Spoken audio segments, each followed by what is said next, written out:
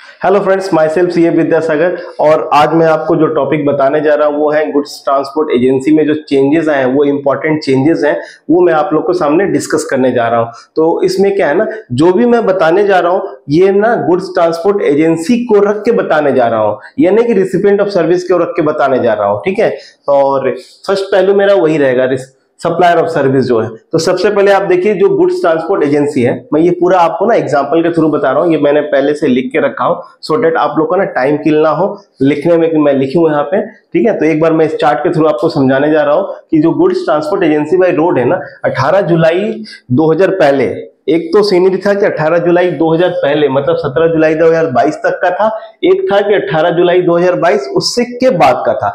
तो 17 जुलाई 2022 में क्या है, दो पॉइंट है। एक तो क्या है कि जो सप्लायर ऑफ सर्विस है उनका क्या था कि सर जी आप एक काम करिए ना कि 5% दे दीजिए, कोई इनपुट लेने की रिक्वायरमेंट नहीं है, नो इनपुट, कोई आपको इनपुट नहीं मिलेगा, आप सीधा 5% देके चालू कर दीजिए। ठीक है, आरसी, ये रिवर्स चार्ज में आपको कुछ नहीं देना है, आप सीधा ये बोल दीजिए कि डिक्लेरेशन दे दीजिए कि मैं 5% में हूं।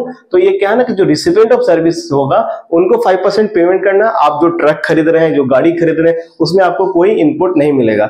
तो लेट कि जो उनको जो पेमेंट करेंगे उनको इनपुट मिलेगा, आपको कुछ नहीं मिलेगा। सेकंड क्या था कि फॉरवर्ड चार्ज बोलते हैं। फर्स्ट ये था रिवर्स चार्ज मैकेनिज्म, सेकंड था फॉरवर्ड चार्ज मैकेनिज्म।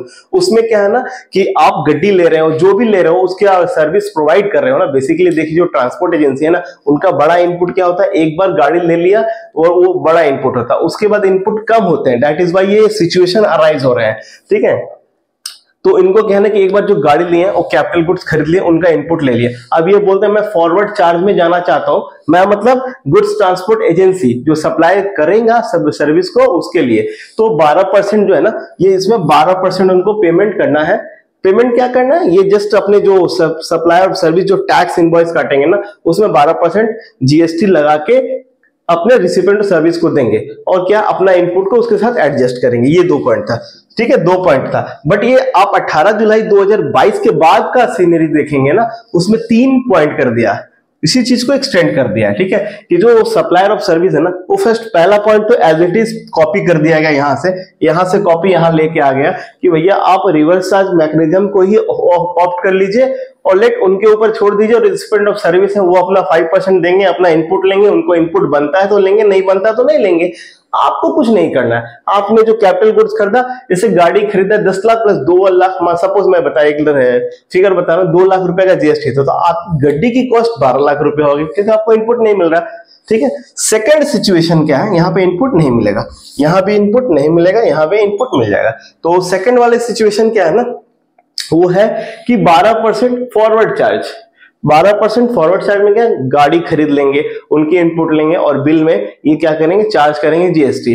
तो बंदा जो है वो पेमेंट करेगा, इनको क्या है अपने इनपुट से एडजस्ट करेंगे। ठीक है, यहाँ पे इनपुट मिलेगा।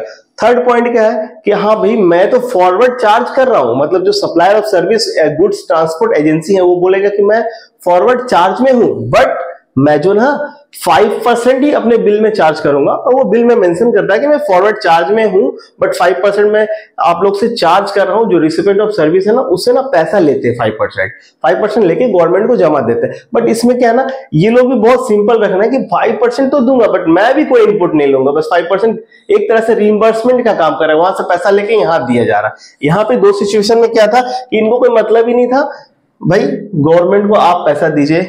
यहाँ पे भी क्या था, रिवर्स चार्ज में छोड़ दिए थे, यहाँ पे बस उसका नाम चेंज करके फॉरवर्ड चार्ज कर दिए, और 5% बोले मैं आपसे कलेक्ट करके गवर्नमेंट को दूंगा। तो ये प्रॉपर अपने जो सप्लायर ऑफ सर्विस ना, कंसाइनमेंट नोट जो देते हैं ना, उसके साथ जो बिल देते हैं ना, ठीक है, फेयर का वैल्यू, और उसमें लिखा रहता है कि प्रॉपर हाँ ये मैं स्कीम एप्लीकेबल हो। ये सब चीज इन लोग को ना प्रॉपर फर्स्ट में ही, स्टार्टिंग में ही एप्लीकेबल करना पड़ता है कि मैं कौन सा ऑप्शन को ऑप्ट करूं या ना करूं।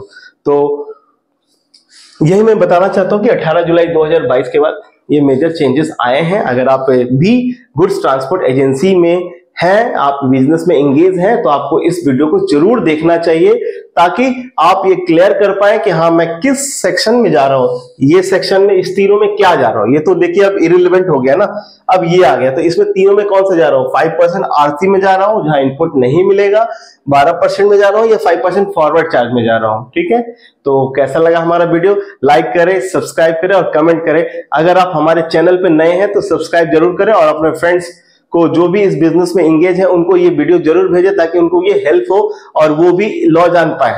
Thank you.